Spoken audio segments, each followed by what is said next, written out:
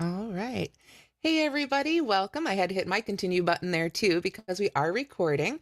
My name is Tamara Kelly, and I'm here with Michaels and Yarn Inspirations today. And we are working on, I want to make sure I get this name right. It's a little bit of a long name. The Lily Sugar and Cream Crochet Macrame Wreath, which I have right in front of me right here. It's a big guy. Let's see, a 14-inch hoop, so you can see.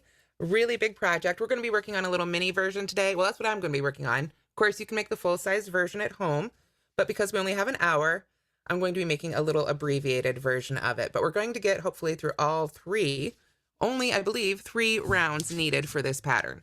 It's absolutely gorgeous and so fun to make. I had a lot of fun making my sample yesterday and kind of get a look at it here. And of course, you should have gotten the step out. You could have gotten that at registration, or I think it was included with the email, but we'll be dropping that in the chat as well as we go. So I think I'll go ahead and turn it over to Lillian for our official start. Thank you. Hey everyone, welcome back to another live community classroom with Michaels. Today we have Tamara from Moodley with us ready for another exciting class. Today we'll be crocheting the Mock-Rame Wreath, as she said. My name is Lillian from Yarn Inspirations, and I'll be helping with any questions you might have during today's class. Feel free to ask questions in the chat here, and we'll be sure that Tamara answers them. And while we're getting ready, feel free to let us know where you're watching from. And just a reminder that today's class is being recorded, and you can find the recording at michaels.com/classes. Back to you. All right, thanks. Hi again, everybody. As she was saying, we are making this really cool macrame wreath. And I was holding it up here a few minutes ago. It's a little big here to try and hold up on screen the whole thing, so you have a really beautiful picture of it in your handout. To make this pattern, it calls for 4 balls of Lily Sugar and Cream, which I have right here. Oops, went out of focus. There we go. And you can use any color you want. Of course, the pattern calls for the soft ecru, that beautiful white sort of boho vibe, but you can use any color you want to make this pattern. And since it's made with 2 strands held together, you could even mix and create your own custom colorway as you make it. In addition to the yarn, you will need the metal hoop. This one is a 14-inch metal ring that you can buy at Michaels. It's over, at my Michaels at least, it's over in the general craft section. They do come in other sizes. Today I'm going to be demonstrating on a 10-inch one. Just, you know, again, we only have an hour to get through the 3 rows, so I want to make sure we can cover all of them. Another optional, oh, and before I get to it, actually, I should say we also definitely need is a crochet hook, a USK 6.5 millimeter. So when in doubt, always go by the millimeters, 6.5 millimeters. And then another optional item you can use with this pattern is heavy starch, which I have right here. There's lots of different brands. This is just the one I happen to have.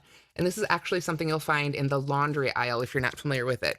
So what it does is it can help stiffen your crochet projects really easily and give you that really, you know, that great look that you want with this wreath. Because of course we can work tightly and we are holding the yarn doubled, so it's a little bit stiff, but you really want to stiffen it as much as you can before you hang it up on a wall. If you're laying it flat on the table, of course, stiffening is totally optional. So I'm going to go ahead and move in my overhead camera here, or overhand camera rather, and we'll go ahead and switch on over to that. Okay, here we are. So here you can see the little, I just made a couple of the repeats. There are 12 of these petals all the way around the full-size project. I just made 2 here, and that's what I'm going to be demoing as well. So you can see how this comes together in the time that we have. Now, you'll notice, perhaps right here, I used a piece of tape, and that is not something that's included on the supply list, but I found it very helpful when I started trying to work around this, around the metal ring to hold down the yarn to one side. So it just held it still, and it made it a little bit less fiddly as I was trying to start crocheting right around that ring. So what I'm going to do today is I'm just going to turn this ring, my little sample size ring here over, and I will be working on this side. So we can start over again from the beginning. Now, again, I want to mention that we are using the yarn held doubled. So that means you're holding 2 strands together and working them as if they were one, just at the same time. I do not recommend that you pull from both ends of the ball for this because, as I say, the pattern calls for 4 balls. You're going to need multiple balls of yarn anyway, and pulling from the same end just tends to lead to more tangles in the end. Although now that I've said that, I've got these 2 wanting to tangle up on me too. So let me get those sorted back out. So it's just overall, I find a little bit easier if you pull from 2 separate skeins when you're working with 2 ends. As long as the project calls for more than 1, why not, right? So yeah, before we actually get started then, are there any other questions that I can address before we begin? We're A-OK in the chat for the moment. Awesome. All right. So like I say, what I like to do is actually take just a little bit of Scotch tape here, or whatever brand, the clear tape. And I'm just going to hold my 2 strands there up against my hoop and tape them down. Now it doesn't matter, of course, where you start on the hoop, all the way around. And I'm going to leave it just like a big tab like that, so it's holding it down and making it secure, but it's not going to be too hard to pull back off later, because of course, as I come around and join that first round, I would want to go ahead and pull that off and just get it out of my way. So with the yarn secured, what we want to do is join with a slip stitch to the metal ring. So to do that, now that we've got it sort of taped on there, I'm just going to take my hook, put it under the ring, grab my yarn, pull it up and under the ring there, yarn over. Oops, make sure you get both those strands there and pull that through for a slip stitch. I'm going to go ahead and pull that down really tight against our loop there. See, and with that tape right there, I just want it right up next to it. I've still got enough ends here to sort of weave in those ends, but now that's just a little bit more secure. So I'll give you a second to do that. And then what we're going to do is chain 1 and single crochet right around the ring. So we're going to use our hook and just go right under that ring, grab our yarn, and make our single crochet. There we are. There. With the 2 strands, it can be you need a little bit of hand strength, if you will, to pull through, because we are trying to work really tight stitches so that we get a really stiff finished project there. There we go. So then what we're going to do is we're going to chain 13. So these are just your standard chains. I'm going to pull up some more yarn from my skeins here a little bit, now that we're actually crocheting. And I'm going to just chain 13. But I want to say that very first chain that you make of the 13, you're going to need to slip stitch back into. So it's not a bad idea to go ahead and make that very first one just a little bit bigger, so it's a little bit easier to get back in there with your hook. Then you can just crochet the next 12 however you like, because we're going to be crocheting into the chain space, not into the individual chains. So I will get my 13 chains made here. Let's see. Got 1, 2, 3, 4, 5, 6, 7, 8 so far. So we'll do a few more here. 9, 10, 12, and 13. Oops, there we are. Okay, so we've got our 13 chains made, and then we're going to come back down. Let me bring that up a little closer here. We want to come back down and slip stitch in that very first chain we made. So the easiest way I find to do that is to just go into that back hump of that chain right there. A lot of times when we work into stitches, we work into the top of the chain, that V. Let me pull that just a little bit closer there if we can get it to focus. Oh, good. But for this, since we're sort of coming back down here and then heading this way, I find it's easier to just go ahead and go right under that back loop, like so. There we are. And then we're just going to slip stitch right in there to sort of seal up that little loop, that chain loop we just made. There we are. So now we've got our chain 13 loop. That's the start of our very first petal. After that, you're going to work 11 single crochets into the ring. So we just go right around that ring and make our single crochets again. As you can see, it's a little bit fiddly here. It's a little awkward at first. Taping down that yarn end I find is definitely helpful, although certainly not required. But it'll try and flip around on you and be a little crazy. You just want to take your time and sort of turn it around as you go. I did see a question pop up asking, do you need the ring? You need something to crochet into. So if you don't have a metal ring, on your person today, you could take, trying to think, and you wanted to practice, you could use, any ring-shaped thing around your house. There's, trying to think, you could be really frugal and use like a plastic lid from the kitchen, and cut out the center portion and crochet around that. If you wanted to just practice the stitches today, you could try crocheting around, a stick or a dowel rod. I'm just trying to think of all the things you might happen to have in your home. But so you can get creative, certainly. I have seen all kinds of crochet creations using amazing recycled materials, so you just never know. That's one of the fun things I think about wandering around Michael's is you can get inspiration in every aisle, no matter what your chosen craft is. So let's see here. We've got 1, 2, 3, 4, 5, 6, 7, 8, 9, 10. So I need one more for our 11 single crochets in the ring here. Just make sure you're getting both of those strands with every stitch there. And then after we've got those 11 single crochets in the ring, that's our repeat. Again, we chain 13 and then do that again. So let's do one more of those. We're going to go ahead and chain 13. And while I do that, I'll make that first one a little bit bigger because we want to slip stitch into it again. I saw there were some good ideas that popped up in chat, and I know the chat won't translate into the YouTube video later. So Lillian, would you mind sharing some of those? Yeah, for sure. We were just talking about other things that we could use instead of a metal hoop, and Lindsay suggested using a coat hanger, which is a great idea. Oh yeah, there you go. Oh, Yeah, I love that. Yeah, and Laura also said that she used the top of an oatmeal container and cut that out. There you go. Awesome. Yeah, hanger is a great idea.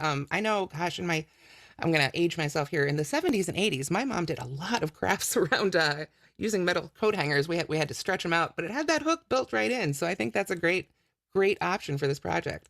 So now I'm going to need to count my stitches here. We've got 1, 2, 3, 4, 5, 6, 7, 8, 9, 10. So I need 3 more. 12, 13. So you've got your chain of 13. It's time to come back and slip stitch in that very first chain.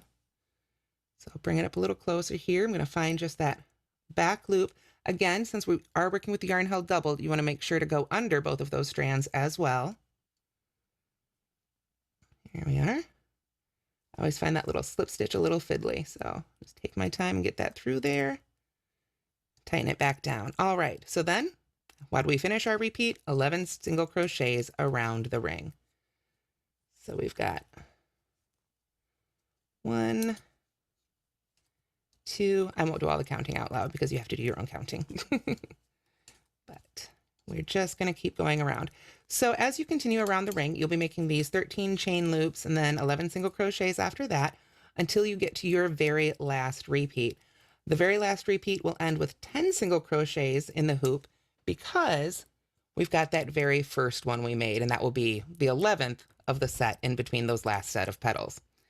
So just something to be aware of so you don't end up with one too many stitches and then you go to make round 2 and are all confused about how you ended up with an extra stitch there.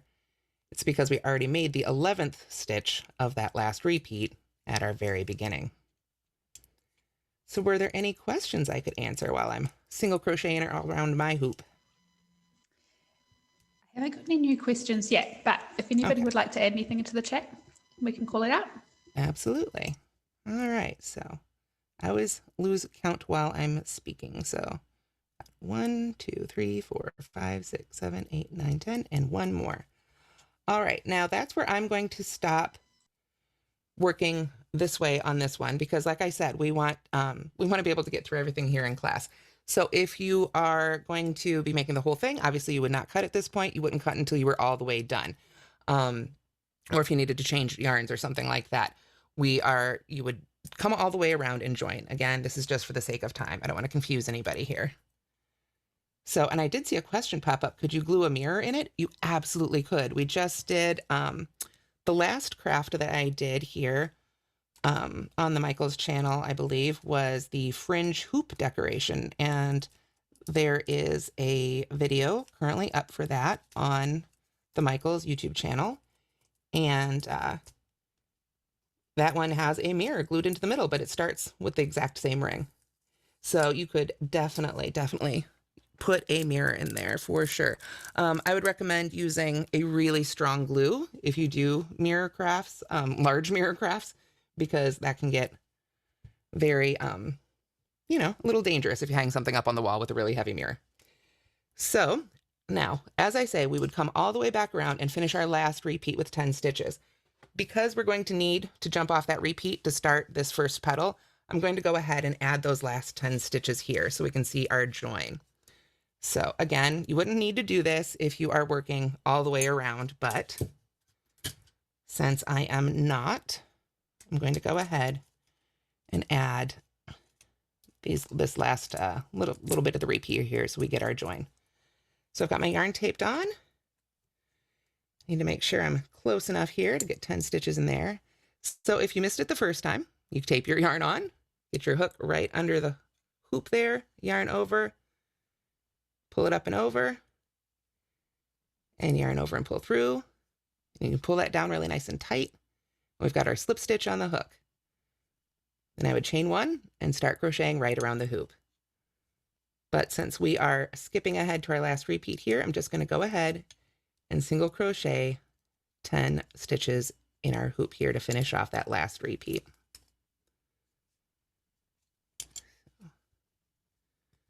Make sure I can get them all in here.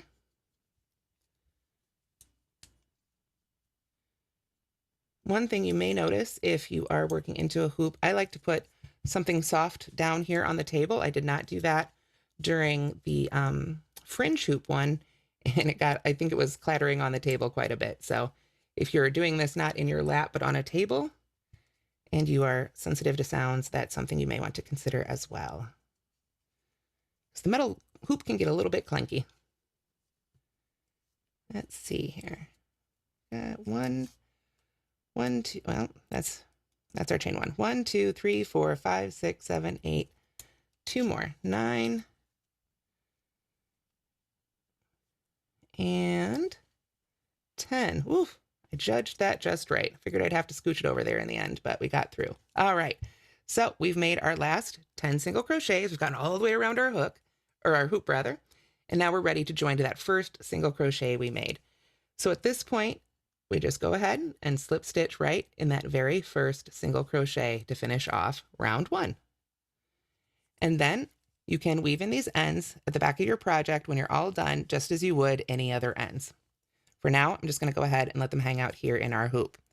So with that, we're ready to begin round 2.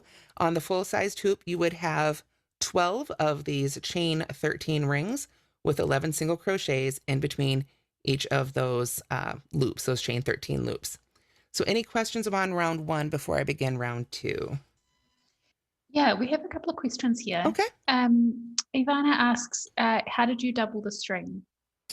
I am pulling one from each, from 2 different skeins. Actually, I'll go ahead and show you the ones I've got here.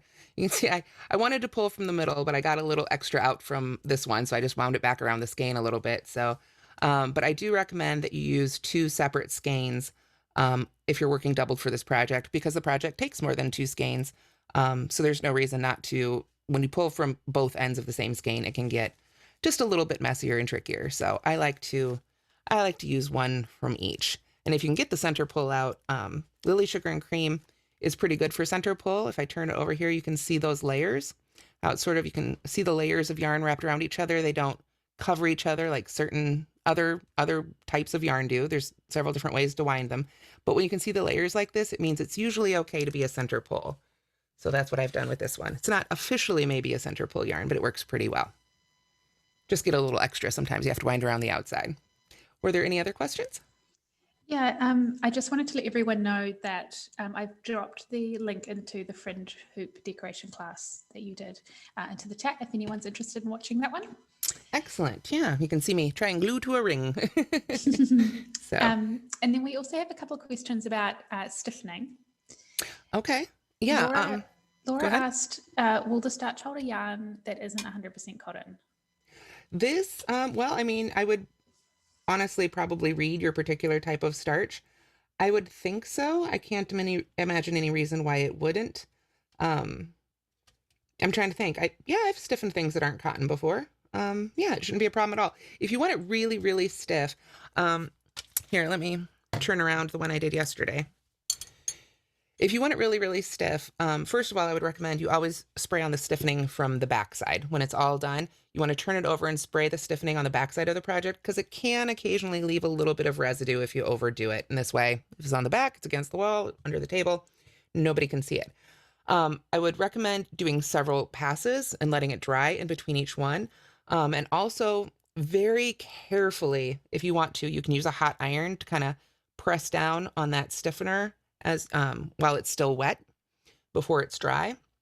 Might leave a residue on your iron. I do need to warn you about that. But I just let it air dry, and you can do several passes and get it stiffer and stiffer and stiffer. At the end, I'll also show, I used a slightly different tassel than they did in the pattern because I find this style of tassel stands up better. You know, if you want something to be a little stiffer, the style of tassel they used is really beautiful and drapey. So I used a slightly different one on mine, but hopefully we'll get to that there and I can demo that in the end. Any other questions on that? Lindsay asked, could you use Mod Podge Ultra to stitch it? I would think so, but I have to admit I've never tried using that on yarn, so I don't know. But I would perhaps, you know, crochet up a small swatch and put it on there and see how it works. Perfect. That would be a great experiment. Now I kind of want to see how that goes. I don't know, but that sounds really neat. Somebody who's it? Melody recommends pressing with a piece of parchment paper in between. Just make sure your parchment doesn't get stuck. I mean, parchment paper is usually pretty good at being nonstick, but again, just be careful. And, you know, if you're not in a rush, like I say, I just like to lay it out flat on a sheet or something, an old sheet that I actually have for the purpose. I lay out on the floor. I spray it, let it dry overnight, spray it again, do that a few times, and that will build up a little bit of stiffness for you too. So, okay. Anything else, or are we ready for round 2? We are ready for round 2. Excellent. All right. So we have slip stitched into that very first stitch we made. And now we want to slip stitch right on in to that chain 13 loop right there. So we are going to just pull that open just like we were working to the ring. Go right into the middle there. Make sure I've got the correct 2 ends here because I've got my little cut end. And pull that through and slip stitch right into the ring. I'm just going to go ahead and pull that down a little bit there. So now what we're going to be doing is crocheting right into that ring and forming our petal. So the first thing we do is chain 3, which is going to count as our first double crochet. So we've got 1, 2, 3. And if you want to, I find it a little bit easier when using a chain 3 as my first double crochet to put a stitch marker right in that 3rd chain. It reminds me that this does count as a stitch, and it helps me find that top chain there. It makes it a little bit easier for me to slip stitch back into if I need to join my round. So now I've got that there. To continue, we're going to work 10 double crochets, chain 3, and then 11 double crochets, because we've already got one there on this side, all right into this ring. So we're just going to go again, right into that ring or loop and pull up our yarn and make a double crochet, just like we normally would. Just like that. And we're going to have a little bit of room right here, so don't worry too much about shoving your stitches down to make sure you have enough room to get around. You can adjust those afterwards if you like, but I found that when I did that, I ended up with a little too much room at the end. So don't get overzealous with it like I did. So we're just going to continue making our double crochets right into that ring. And of course, a double crochet is yarn over, insert your hook wherever you want that double crochet to be, yarn over and pull up your loop, and yarn over and pull through 2, and yarn over and pull through 2. Now I'm going to need to pull up some more of my yarn. Like I say, I'm getting through the bit that I wound around the skein on the outside here. And then a little bit more of that one. I don't like to pull up too much. Again, we're working with the yarn held doubled, so I don't want it to tangle while it's sitting over there. So I just prefer to take little breaks here and there and pull off a little bit more at a time. So I think now I'll go ahead and squish those down a little bit. So we've got a little bit more room. We've got 1, 2, 3, 4, 5, 6, if we count that first double crochet, or that first chain 3 as our double crochet. And we want a total of 11 double crochets on the side of each chain 3. That chain 3 at the top is that point of our petals. So we've got 1, 2, 3, 4, 5, 6, 7, 8. I'm going to go ahead and work a few more here. Starting to wander off camera there. There we go.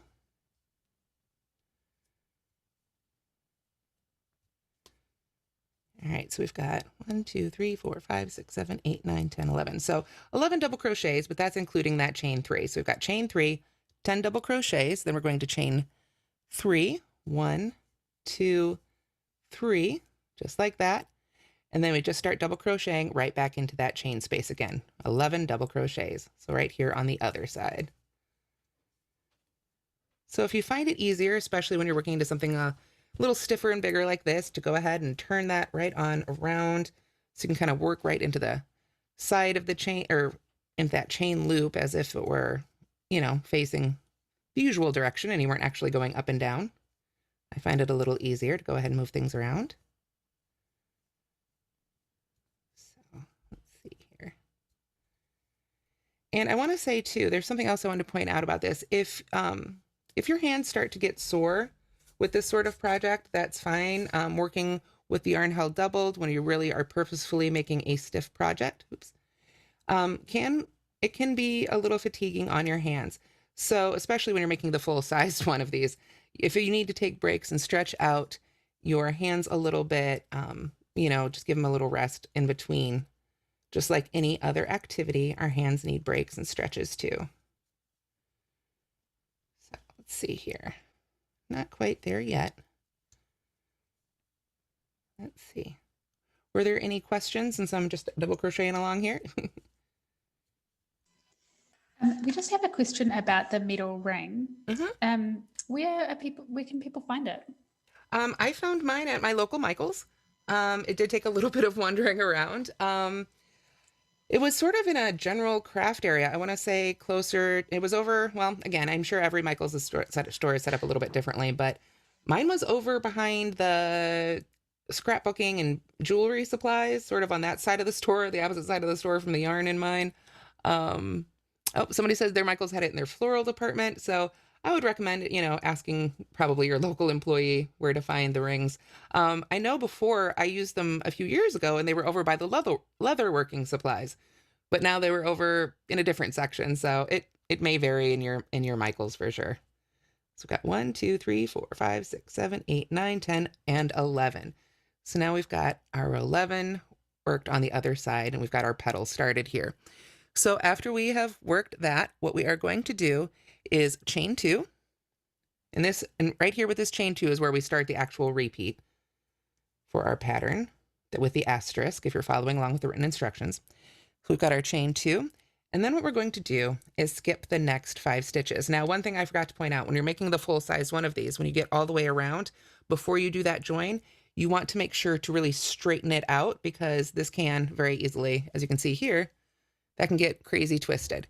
And then, you know, once you've got that join in there, you're not going to be able to straighten it out. So you want to go ahead before you do any joins and straighten that out. And you'll need to kind of keep an eye on that as you go to across here. So let me pick my hook back up here. We've got our chain 2. And then what we're going to do is we are going to skip the next 5 single crochets and slip stitch in the next one. Now, this can get a little tricky because it's very easy to mistake that, the slip stitch essentially that we did in our chain for one of these stitches. So, you know, don't do that if you can help it. If it helps you, you may want, or if you have trouble with that, it might be easier for you to put a stitch marker in the first one of those single crochets of each section, just to know where to start counting. Another tip is to count backwards. We're going to be working, remember we did 11 and we're skipping 5, slip stitching, and then skipping 5. You can always count backwards too. So if it's a little easier for you to find that last one, you can count 1, 2, 3, 4, 5, and then know that's the one we are working into, in case you get confused back here. So I'm just going to work a slip stitch right into that stitch right there, the one right in the middle, and we're not going to be working back into that slip stitch, so it's okay to make it a tight one. We don't need to leave room to get our hook in there later. So you can go ahead and make that slip stitch a nice and tight and just pull that right down so you get that really, really good attachment there. Then we chain 2 again. 1, 2, and then we are hopping over to our next string. There we work 11 double crochets, chain 3, 11 double crochets. Just as we did before, we just don't have to start with a chain 3 anymore. So we're going to skip all those single crochets and come all the way over here and just work right into that ring and make our next set of double crochet petals there. So were there any questions I could answer while I make this one? I'm going to give it a moment and see if anything jumps into the chat. Okay. Yeah, definitely let me know, because I'm just making double crochets here. I'm guessing most of you know how to do that if you're attempting this project. The next round is a little bit trickier. We'll be using a post stitch. But if you haven't used post stitches before, I think you'll enjoy learning them. They give such great texture to crochet projects. And you can do some really, really neat things with them, like crochet cabling. Macrame is not usually crochet stitches. Macrame is a series of knots. That's why this one is macrame. It's meant to look like macrame without having to macrame itself. Although macrame is pretty fun. I do recommend giving it a try. But this sort of gives you that look. 2, 3, 4, 5, 6, 7. There we are. Actually, the fringe hoop wreath is probably a little bit closer to macrame. But a very, very, very simple version of it, which is great if you're just getting started. So 1, 2, 3, 4, 5, 6, 7, 8, 9, 10. Oh, one more to go. I've got my 11 double crochets. So I'm going to chain 3, 1, 2, 3, and then right back down into that there bit, the chain 13 loop. So you can see I'm keeping my tension pretty tight on this. I'm not working, loosely at all. I'm keeping a lot of tension in the yarn. That will help make my stitches nice and tight. If you have trouble with that, if you're naturally a very loose crocheter, you may want to consider going down a hook size for this pattern, because we really want to get that stiffer look and feel. Unless, of course, you don't, in which case you can work with whichever you like. That is the fun of it. I think in addition to mixing, 2 different colored yarns to hold together as you make this, another really fun idea would be to go ahead and change colors. Maybe in between rounds 2 and 3, I think would be a really beautiful place. You can definitely make this project your own with so many fun touches like that. Another option would be adding beads to really go for that macrame look. You could add those to your tassels. That would be a lot of fun. Yeah, so if you guys have any other ideas, you could feel free to share those in the chat as well. It's always fun to think about all the different ways you can use a project once you know the basic idea. All right, so we've got 1, 2, 3, 4, 5, 6, 7, 8, 9, 10, 11. Oh, one too many while I was chatting. So I'll go ahead and pull that one right back out. There we go. Okay, so we've got our second petal here. You can see they're quite floppy here when they're fresh. But then we are going to, just as before, chain 2, skip those first 5, 1, 2, 3, 4, 5, and slip stitch in the next. If you need to, you can count backwards from the other end. Just want to make sure to get it in the middle. There we are. And then, of course, we would chain 2 and start double crocheting around our next chain 13 loop. To finish this one off, I'm just going to stick a single crochet here in this last stitch, just so I have an anchor here for my chain 2 to be in. This is not part of the official pattern. This is just so I can end off and come back around to begin our round 3 here. But before I begin round 3, I need to, of course, finish up round 2.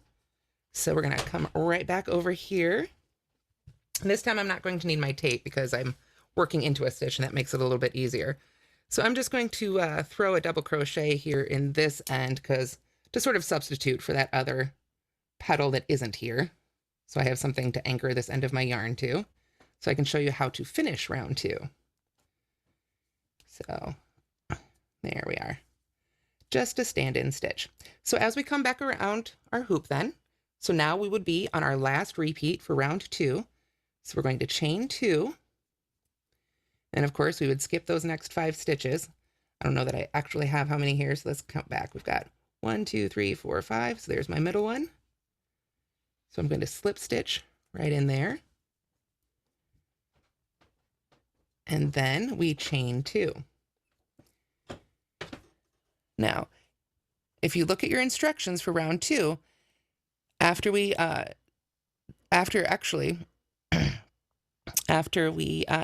chain 2 and skip these last 5 stitches. Okay, sorry, I'm just double checking this. We repeat from it. Chain 2, skip the 5 stitches, slip stitch in the next stitch. And actually, we do not join, nor do we do that last chain 2. Let's see here. It says what we do instead is we jump all the way over here to our petal. So we're not going to join with a slip stitch. like we did in our previous round, or as you usually do. We're instead going to jump right into round 3. And this is going to be a little bit trickier. We are back post double crocheting, or double crocheting around the back post of each of these double crochets. And then we work 2 double crochets, chain 3, 2 double crochets into that chain 3 space, and then back post double crochet around these double crochets. This first one is a little bit trickier because it's not attached to anything. It's sort of hanging out here. So what I do to make that back post double crochet, I've got my yarn over on my hook. I'm going to basically pretend as if there was another stitch here that I was coming behind, and then go around that post. And I can use my stitch marker to kind of hold that still while I grab my yarn, pull it through, and then yarn over and finish my double crochet. Like so. There we are. So it looks a little funky, but when you make the rest of this, it won't stand out. But I know that was a little tricky, so I'm going to go ahead and pull it out and do that again. Pull that right back out here. So we've got our last slip stitch there. We're not going to do that last chain 2.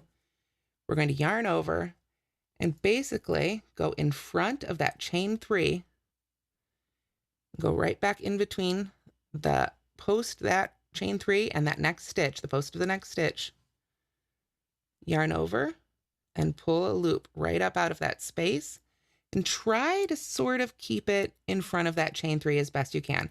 If you really can't, it's like I say, at the end, I don't think you'll be able to tell unless you really go looking for it. There we are. So I finished that double crochet. Like I say, it looks a little funny sticking in there out there on the end, but it'll sort of blend in as we go. At this point, I'm done with that stitch marker, so I'm going to go ahead and move it out of my way. And then I'm going to yarn over and back post double crochet around the rest. And it's a lot easier when you've got that first stitch there. So we yarn over and we come from behind our work. Now between that chain 3 and the next post again. Then we go in front of that post, come out the back, yarn over, pull that loop all the way through until you've got those 3 loops on your hook, then yarn over and pull through 2, and yarn over and pull through 2. Let's do that one more time, and then I'll check in here for questions. We yarn over, come from behind our work between the stitch we did the previous stitch around and the next one, then go down on the other side to the back of our work, yarn over, pull that loop all the way through to the back of your work, yarn over and pull through 2, and yarn over and pull through 2. So were there any questions on that? We're going to continue doing that as we work up towards our chain 3 space. Okay, we don't have any questions about that yet, but we do have a question about your crochet handle. The crochet hook here. This is the Susan Bates that we all know and love, and this one is from Yarnspirations. This is the aluminum handle they have. It's a little bit ergonomic, but very, very lightweight. I am sure that Lily could put a link in the chat. Sure can. But this is not something I added on. This is something you can actually go ahead and get directly from Susan Bates. They also have ones with aluminum handles. So if you if you like the Susan Bates hooks, but you need something a little more substantial for your hands, not a problem. I love the bamboo handled ones as well. And they also have some with an ergonomic, sort of brown ergonomic material over it. So lots and lots of options for Susan Bates. You don't have to just use the plain aluminum ones if you don't want to. Alrighty, so I'm working my way up here. We just take our time, 1 stitch at a time. Make those back post double crochets. And since nobody's asking about those, thankfully it sounds like probably everybody knows how to make those, which is good. They are one of my favorite stitches. I love using post stitches to create beautiful texture. And you can see, now we've got that first half of that petal done, that's what creates that really beautiful ridge and texture on our finished project. So we've worked our way up here to the chain 3 space. So in that chain 3, we work 2 double crochets, another chain 3, and 2 more double crochets. So just as before, we're going not into the individual chains, but right into that space itself. And we can work 1 and 2 double crochets, and then we chain 3 again, and then come right back down here and work 2 more double crochets, 1 and 2. There we are. And then we're back at these double crochets, so it's time to back post double crochet. Now, this one seems like it might be tricky, but because it's attached to stuff up here, it's not really any more difficult. We just go right back in that chain 3 space there, right over the front of that whole post, that whole stitch there. Stick our hook out through the back, yarn over, and pull that loop all the way through. Then yarn over and pull through 2, and pull through 2. There we are. So we'll continue on down this petal. Just checking the time here. Okay, we're doing good. Good. Because the thing that is coming up next is so cool when we do our second petal. It's interesting. When I read through the instructions at first, I really had to read them a few times.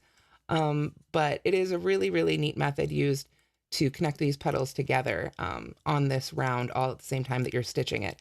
So I'm excited to share that with you here as soon as we get to our second petal. This class, as we mentioned at the beginning, is being recorded. So if you are making, the full sized hoop, obviously you won't have gotten to round 3 by now, unless you are incredibly fast, in which case shoot me a line. I've got some work for you. You definitely can go back and watch this video again. Use the gear icons on YouTube to slow it down, speed it up as much as you'd like. Speed ahead to where, the parts you need. But thank you so much for joining us for the live one today. So I am almost here. I've got one more to go. That last one, when we do that last one, we just go up the side and then we go right down in that chain 2 space before the slip stitch to pull up that stitch. There we are. All right. So, there. That is our very first petal. So what we need to do now is, just double checking my instructions, is we go straight to double crochet back post around the first stitch of the next petal. So we are going to skip right over all that chain 1, or the chain 2 and the slip stitch in the chain 2.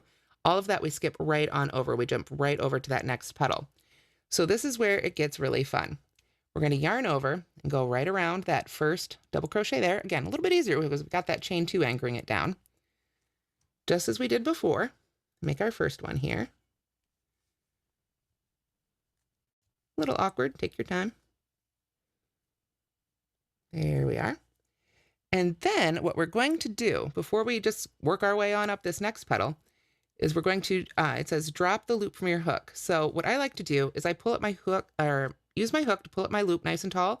Then I just slip it right over that finger, and then it keeps it the right direction and handy so I can put my hook right back in there and it doesn't twist that loop at all. What we're going to do now, I'm going to bring this up nice and close here so it's easy to see. We're going to insert our hook. Remember that last double crochet we made on the first petal, right in the top of that stitch. Make sure you're getting under both of those loops, but also both of those strands. Then we drop that hook, or that loop rather, back on our hook. I'm going to pull down and tighten that up. And then I'm just going to pull that loop there right through the top of that double crochet. Like so. We're going to be doing that again here several times. So let's do the next one. Now we yarn over, back post, double crochet around the next stitch of petal number 2. As soon as that double crochet is made, we pull that loop off our hook, insert your hook. Now we're going to be basically working backwards up that first petal. So the previous one here, the one that would be opposite the stitch we're making now, insert your hook right in the top of that stitch, drop that loop back onto your hook and tighten it up, and then just draw that loop right through the top of that stitch. So you can see how they're connecting there and getting just maybe a little bit more texture as well. So then we yarn over, go to the next one, make that double crochet, pull that loop up, insert the hook right into the top of that next stitch. Again, we're kind of working our way up that one opposite and pull that loop right on through. There we are, yarn over, go into the next one. I love this technique. It's just so fun. I love all these join as you go techniques, and I don't know that I would have thought of attaching them this way, and I think it's just really clever. So the way their instructions are written, it can be a little confusing because this threw me off at first too. It says to repeat it 5 times, but that's after you've made that first double crochet. So so basically the repeat starts with dropping the loop and pulling it through. So let's go ahead and attach this one here. So pull that through and then yarn over and back post double crochet in the next. So I've got my first one there, and I've done it now 1, 2, 3, 4, and then I'll have one more after this. So we drop that there, insert our hook in the next one, drop the loop back on, and pull it through.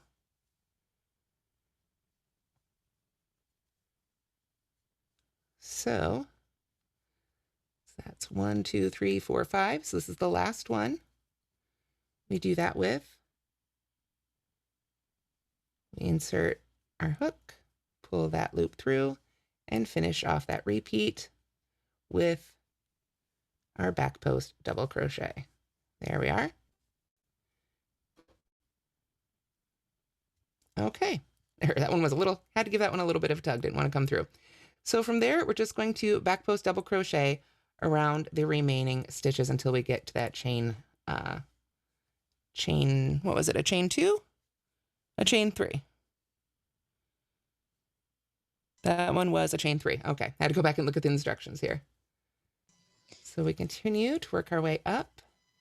We've had a couple of questions about the back post double crochet stitch. So I'm wondering if you could tell us a bit more about that.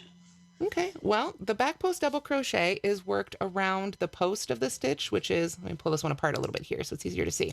The post of the stitch is basically the tall part of the stitch here, the body of the stitch. Normally, when we work crochet stitches, the usual way to do it, I should say, is under these top 2 loops. And of course, there's lots of variations. That's the fun of crochet. You can stick that hook anywhere.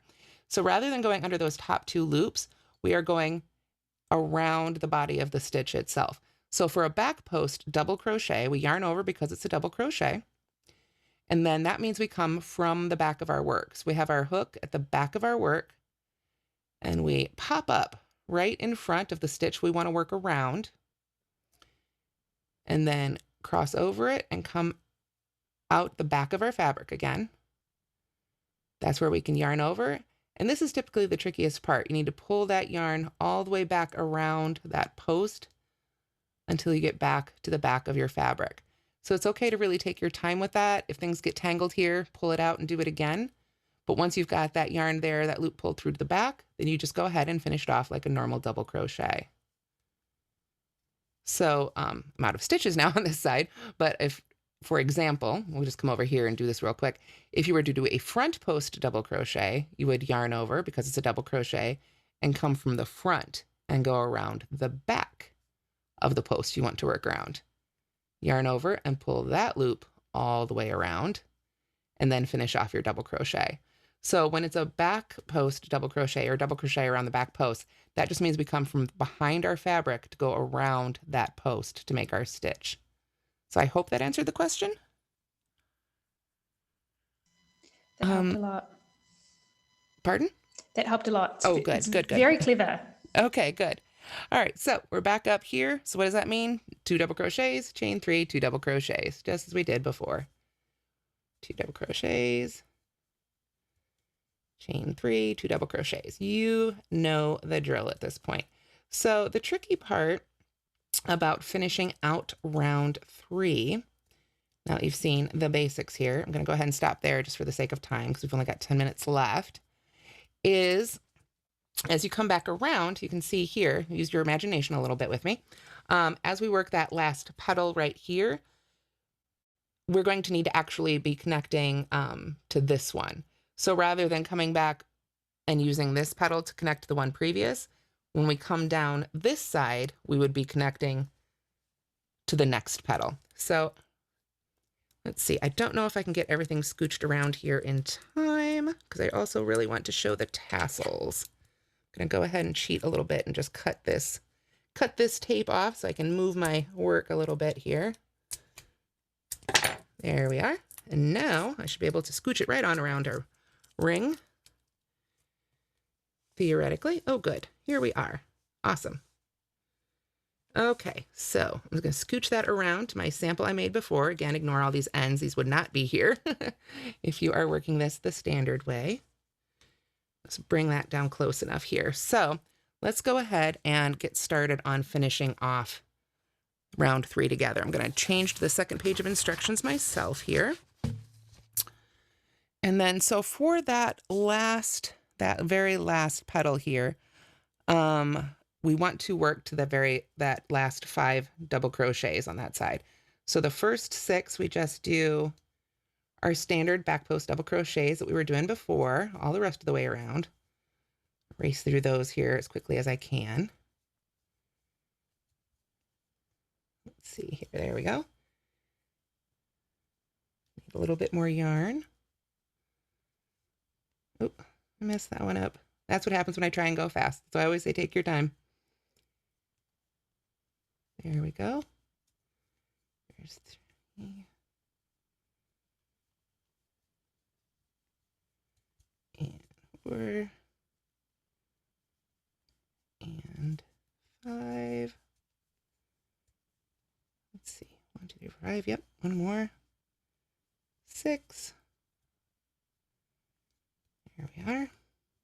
Okay. So, whew, got it. All right. Racing the clock here. So when you get to those last 5 double crochets there on your very last petal, of course, this is going to be a fair bit closer here than what I've got on my little sample. So I'm just going to try and push all these little bits here out of the way. Then what you would want to do is for those last 5 here, we're just going to be doing the same thing, but we're going to be working into the other side. So back post double crochet, just as we did before. But now we're going to pull that hook out of that loop and insert your hook in the opposite one here. So you'll need to count back, and see 1, 2, 3, 4, 5. Make sure you're going into the right spot here to connect to these. So got 1, 2, 3, 4, 5. I'm just going to double check our instructions here. Yep, it says just into the corresponding stitch. So I'm going to drop that there. And then we, pull up our loop, insert our hook. 1, 2, 3, 4, 5. Insert our hook right in that stitch of the first petal. Drop that loop back on. Tighten it up and pull it through. And then you could come back over here to the last petal, sort of turn it right around. And this is going to get, like I say, this is where it gets a little tricky. You got to find that next one back here on your last petal and squeeze your double crochet in there, back post double crochet. Like so. Then pull up that loop and then find the next one on that first petal. So you just go right in there. See right there. Bring it a little closer. Drop that loop right back on. And just pull it right on through. And then, of course, if you have to turn around, finagle it, find that next stitch there on your last petal. Double crochet there. Back post double crochet specifically. Drop your loop, find, and we're working down so it gets a little tight. But you want to find the top of that next stitch there on the first one. Put that loop on, pull it through, and then come back to your first petal. So we just continue, of course, that all the way until we've gotten all the way through our last petal there. And then simply, looks like, just double checking. Yep, then we just break our yarn and fasten off. So you can fasten off and weave in your ends at that point. And then you have the option of adding the tassels. So I'm just going to finish that up right here, I think, and call that good. Again, I want to make sure to get through everything today. So when you get to the end, a lot of people like to yarn over and pull that last tail end through there. Personally, since that adds a knot, what I like to do is just pull up on my hook and weave in the tails from there. If you do a good job weaving in your tails, that should not come undone even without a knot. But if you prefer to put that, simple knot in there, you absolutely can. Whatever you would like to do. So now we have, this one was a little difficult to do because I'd already stiffened it. So that was part of the challenge there. I think if you haven't pre-stiffened your yarn, it's going to be a lot easier. But here is our slightly silly little sample here. Now, there are instructions included in the handout for this class on how to make tassels. I'm just going to bring that right up on camera here. And these are sort of your traditional tassels that you would tie on or sew to each of these chain 3 spaces. Let me bring up what that looks like here in our finished one. There we are. So you can see these are, it's kind of hard to see there on the white, isn't it? But you can see these are just traditional tassels sort of tied around. Really beautiful, love this style of tassel, but a little bit more difficult to get stiff just because they're just not attached quite as firmly to that loop as an alternative that I wanted to show you right now. So here you can see this is the type of tassel that I did. And I found that this one stiffened up pretty darn well. I've only done one round, as I was saying before, of the stiffening on this. You can see it already wants to stand up for me. So I just wanted to go ahead and show you guys this alternative. Now you could keep using your yarn held doubled. You could do this with one strand, however you like to do it. I'm going to pull this out of the way so it's a little bit easier to see. But I would just cut however many strands you want your tassel to be. If you want a thinner one, you could do, just 5 or 6. If you wanted a really heavy one, you could do 10 or more, however many you want it to be. I'm just folding it back on itself here to create a length that's about 6 to 8 inches long. Again, I'm not too fussed about it. I just want to make sure it's long enough to work with here. And I'm folding it back and forth like this so that I have several strands all about the same length. Now what I want to do is cut it, if I can find my scissors, which have disappeared under the instructions here. There we are. So I'm going to go ahead and cut that end of yarn. And now I've got all these strands right there. So what I'm going to do is I'm going to come right back over here to my project and find that chain, whatever it was, that chain 2 or chain 3 space that we put right up there at the top. And rather than sewing the tassel on, I'm going to insert my hook from behind, so from the wrong side of the work. And I'm going to fold our strands here so that I have the middle of them right there. You can see my ends are in my left hand, the middle's in my right. Put that fold right over my hook. Pull that right through that chain 3 space and pull it up a little bigger. And then you can either use your hook or your fingers, whatever you're more comfortable with, because it is kind of a big chunk of yarn here, to pull those ends right through that loop. Very, very simple, right? And when we pull down nice and tight on that, and I really like to even go through and take the time when I'm making these, and I will pull on every strand just to make sure they are all the same amount of tension there in that little knot, if I want it to look really, really nice. But you can see it tightens up that knot right there on the yarn, right there. And this is going to be just that much more secure onto your piece. You don't have that sewn bit in between there. So I find this is a little bit easier. Now, of course, this is still, silly, a bunch of loops down here, but that's where you can trim it off to whatever length you like. And it's just a lot easier to trim them all at once. So there we go. I'll just cut those right off. And now I've got my tassel. If you wanted to get real exact with it, you could pull out a ruler and measure to make sure that all your tassels are exactly the same length once you cut them. Or, you can go with the more handcrafted look and just eyeball it, whatever works for you. But this is the way I like to do a tassel for this project, but you can certainly follow the instructions in the written pattern if that's what you prefer. So I think with that, were there any other questions I could answer real quick here since we're kind of at time? You have covered everything, but I just personally absolutely loved how quick and easy that tassel was. Yeah, it's just that a little bit easier. Those well, you have to make 12 tassels for the whole project. So I think this one's a little bit quicker, and it'll stiffen up maybe a little bit better for you too. Yeah, absolutely love it. Thank you so much. Okay. Well, thank you so much. And thanks everybody for joining us. Have a great day.